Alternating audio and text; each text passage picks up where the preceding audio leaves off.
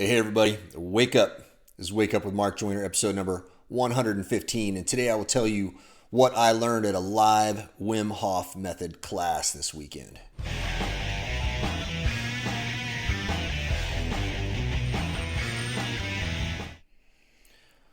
All right, so just finished my morning routine. Did some animal flows like I always do. Did the Superhuman 6, which you guys can learn about at superhuman6.com. It is a way to strengthen your joints or bulletproof your joints, which will improve your athletic abilities in many ways. I did some breath of fire, and I did some Wim Hof stuff. So you guys, have heard probably a little bit about the morning routine that I do every morning, and I do that as I watch the sun rise every day.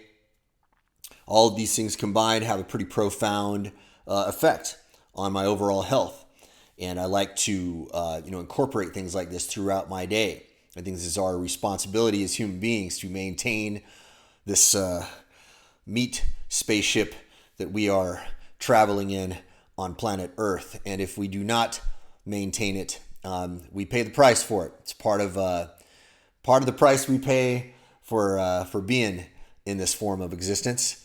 Probably reasons for it. We can speculate about that. But it was kind of cool because, there I was with the guy who invented the Superhuman 6 method. Thomas and I went to go train at that thing together, learning directly from a Wim Hof qualified guy. It would have been only more badass if it would have been Wim Hof himself training. This is what I like to do. I like to surround myself around subject matter experts. This is why Thomas, who created the Superhuman 6, is my training partner. This is why I live with, fantastic copywriter, young up-and-coming copywriter Mitch Miller, and his partner Macaulay Ryan, who is a fantastic up-and-coming many things musician. Among them, you'll probably see him as a famous musician within the next couple of years, I predict. I surround myself with people who are amazing, who do things amazingly well. That is how you get better and better.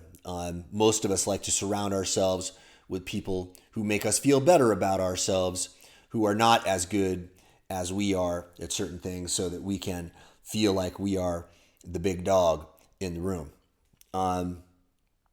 That's a trap. It's a trap, guys. It's a serious trap. Your ego is going to stunt your growth if you're not careful. If, however, you get your ego in check and you go out and you humble yourself and you surround yourself with people who maybe know something a little better than you do, or maybe even know something you do but have done a deeper dive into it. This is how you will improve. It is one of the many, many ways you can force yourself to improve.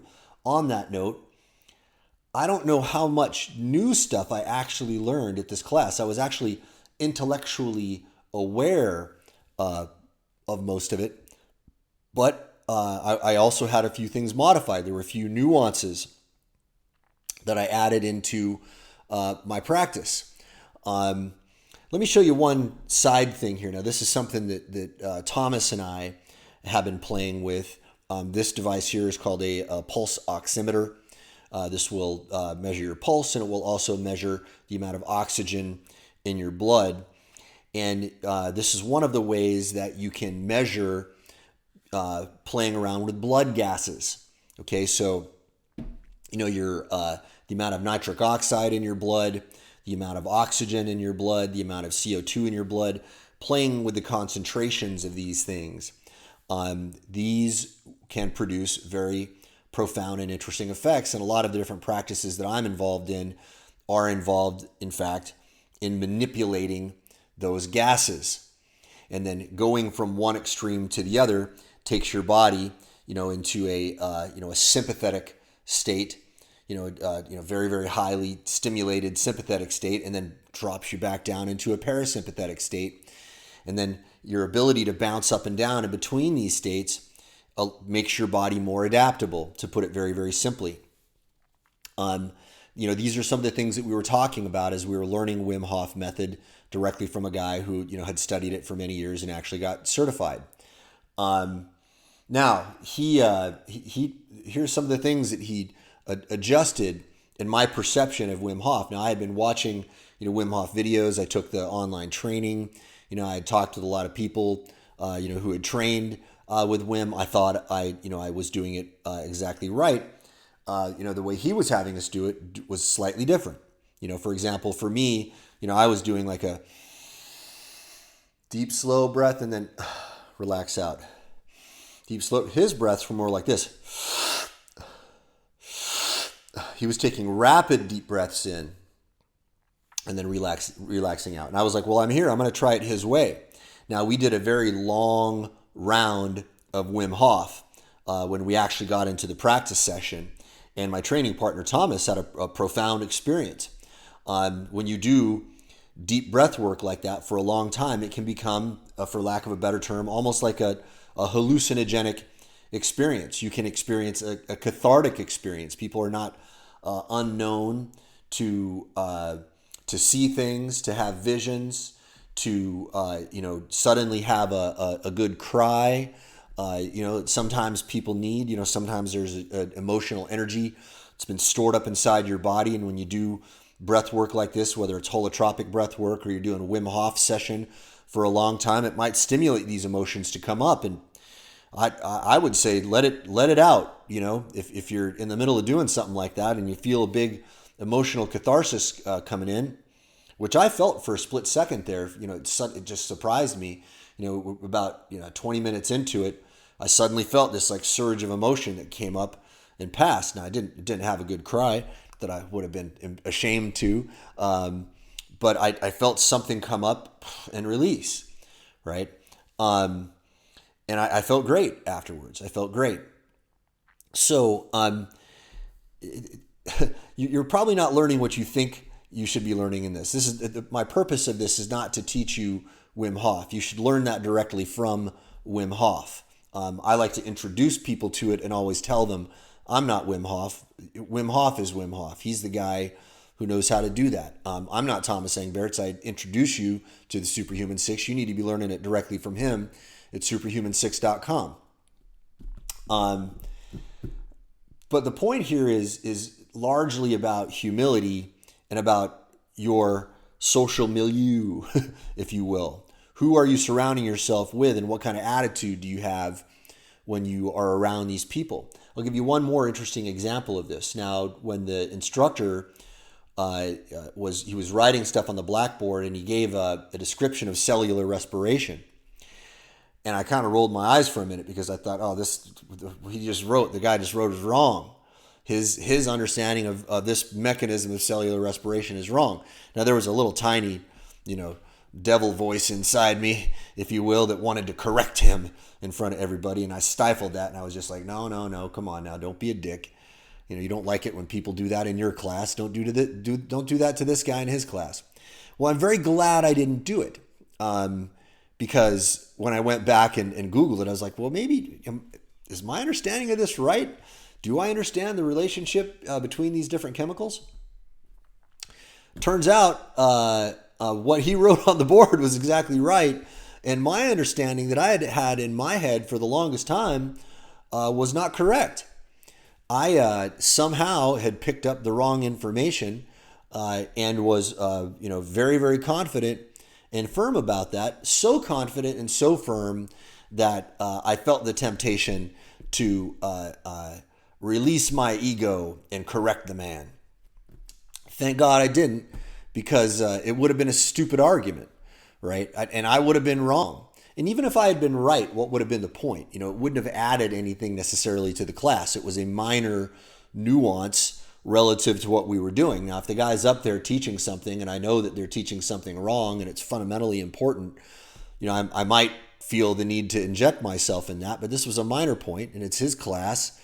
And I did have a pause, and I thought, well, dude, maybe you're not exactly right. And it turns out I was not exactly right. Now I know a lot of stuff, but over the years I've also started to understand that sometimes what I learn is wrong. Sometimes what I learn evolves and changes. We are taught as Holy Writ in schools often is eventually discovered to be incomplete or even totally wrong.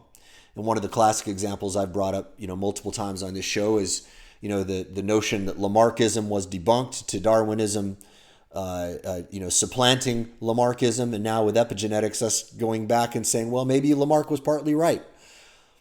Because the epigenetic code and the way epigenetics works, so far as our current understanding of it goes, by the way, notice every time we learn something new, we keep thinking, aha, we've got it all figured out now. With our current understanding, there's a justification for Lamarckism. And to put that very simply, what that means is that your behavior will actually change the code that determines the phenotype of your child. We didn't think there was anything you could do once you were born to change the code that was passed on, because we believed that the only code that was passed on was the genes.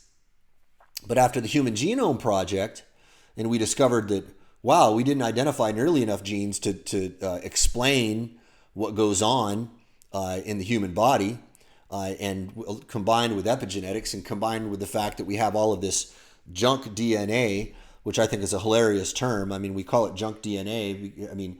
We called it that when we were basing our assumption on the belief that, only, what we have identified as genes are the things that matter. We don't know what the rest of that code is. It might play a very significant role. Some people say that it's part of the epigenetic mechanism. We just don't know. So at the end of the day, humbling yourself and surrounding yourself with people who can demonstrably do something better than you, that is a profound way to go through life. If, however, you live with your nose tucked in a book, you're not necessarily going to be getting the full picture. I'm not saying stop reading books, but not by any stretch of the imagination. I'm a voracious reader myself, but I also have to be aware that what is written in a book is one person's perception of reality, and it is going to inevitably be colored by the things that Eugene Schwartz identified in Breakthrough Advertising as the filters through which we look at the world, our values, our beliefs, our identities. Your own personal beliefs and your own personal experience, these are all filtered by these things as well. And our ability to have the humility to look past that is one of the things that is going to allow you to win at life better. If you go through life with the assumption that everything you know is correct and you are judging everybody else through your filters, you are going to be cutting yourself off from a tremendous amount of value in life. And I see this all the time as somebody who is very, serious about his health and his fitness. I am, by no stretch of the imagination at the level of a guy like a Paul Chek, but I am an explorer of these things. I'm a dilettantish explorer. And all the time I meet people who will judge me for this. They will say, that is so strange, that thing you are doing. You are doing these weird exercises in the morning. You are doing breathing exercises in the morning. You are gazing at the sun as the sun rises. That sounds really, really weird. Judgment, filter, perception, all of this coloring what they see. And here's what I see. I see somebody who is fat and sick, who has convinced themselves that their method of waking up in the morning, which involves, flipping on the TV and shoveling more junk into their face, which was more or less what they did the night before, just a different flavor of junk, maybe a little more caffeinated junk first thing in the morning. And they are judging me for the things that I do. When I can demonstrate to them that I am much stronger and fitter and could perform at a much, much higher level than them. Why would they judge me when I'm demonstrating a higher level of performance? You see this in people with their diet dogma. There are people who criticize Dr. Sean Baker for his advocacy of the carnivore diet, which I practice right now, by the way, which I'm not an advocate of. It's something I'm practicing and I'm trying, right? But there are people who will criticize Dr. Sean Baker for his advocacy of the carnivore diet because there's all of this science that shows that it won't work. It won't work. It will cause all of these problems. Well, he doesn't have any of those problems. And neither do the other people who are following this, as far as I am aware. All of the things that you would predict him to be experiencing, for example, you would expect his digestive system to be completely clogged up because you have to have fiber to have good digestion. Well, I can tell you it's just not true. I can demonstrate that it's not true. My digestion is better now after removing the fiber. What can I tell you? And if you look at Dr. Sean Baker's blood work, he's got lower testosterone than normal, and the vegans will use that as an argument against Dr. Sean Baker, but the guy can demonstrate that he can deadlift 550 pounds at 55 years of age. He can demonstrate that he broke a world record on the Concept 2 rower. The man is a physical beast. So you're going to look at one single number and say, aha, we've caught him. Look at what people can do. Humble yourself. Surround yourself with people who are doing things better than you. Don't take everything they say as dogma, but observe. Because the people who are doing things well, in my estimation, are probably some of the best gauges we have in discerning truth. And discerning truth is not as easy as most people think. Factcheck.org is not the truth.